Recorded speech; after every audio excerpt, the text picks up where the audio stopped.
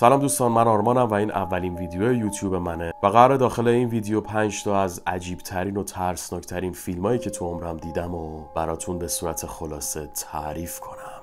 ولی یادت نره این ویدیو رو قبل خواب نبین.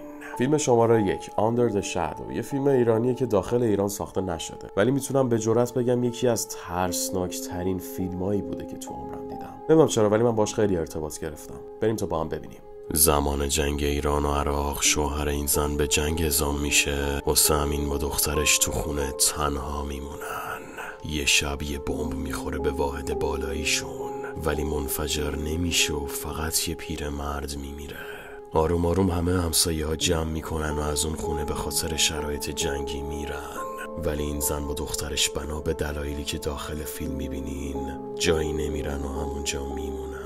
اما اوضاع از وقتی به هم میریزه که متوجه میشن اون پیرمرد تا بعد از اینکه اون بمب اونجا افتاده بوده زنده بوده. یعنی چیزی که باعث مرگ اون پیرمرد شده بمب نبوده، بلکه به خاطر ترسیدن از اجنه‌ای بوده که باد با خودش به اون آپارتمان آورده. و فیلم شماره 2 هزار پای انسانی. داستان در مورد 2 تا دختره که ماشینشون وسط جاده خراب میشه. هوا بارونی و تاریکه، واسه همین اولین خونه‌ای که میبینن وای میستن تا درخواست کمک کنن، ولی کاش این کارو نمیکردن.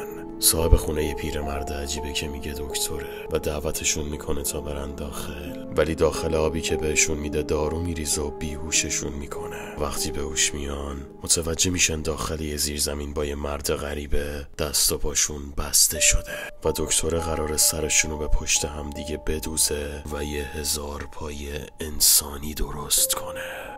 فیلم شماره 3 The Loved Ones.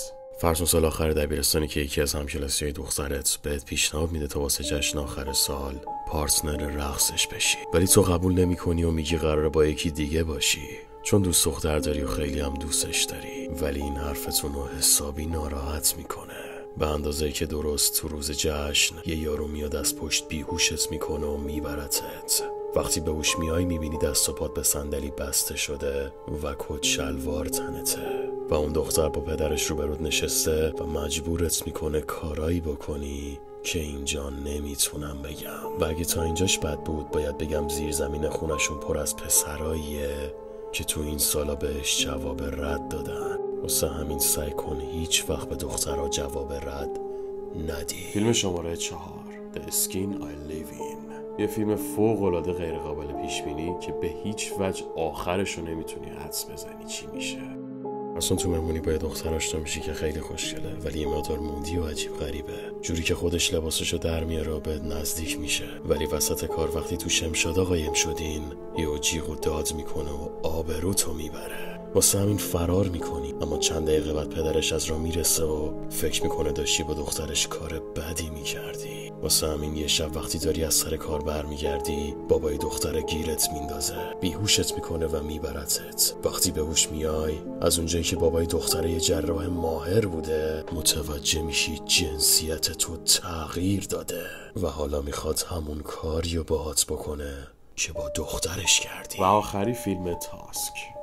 فرض کن یه یوتیوبری که یه پیرمرد دعوتت میکنه به خونش تو از گذشته پرحاشیه‌اش یه پادکست درست کنی، ولی وسط مصاحبه یهو حس میکنی خوابت میاد، سرت گیج میره و بیهوش میشی. وقتی به هوش میای میبینی یه پات از جا کنده شده و اون پیرمرد یه مریض روانیه که میخواد تو رو تبدیل به یه موجود زشت و بد ترکیبی کنه که اینجا نمیتونم بگم، خودتون ببینین. خب دوستان خیلی خوشحال میشم اگه نظرتون راجع به این ویدیو بهم بگین. این اولین ویدیو یوتیوبم بود، اگه کم و کاسی داشت به بزرگی خودتون ببخشید. یادتون نره این ویدیو رو لایک کنین و کانالمو سابسکرایب کنین تا انگیزه بگیرم و بتونم ویدیوهای بهتری براتون آپلود کنم.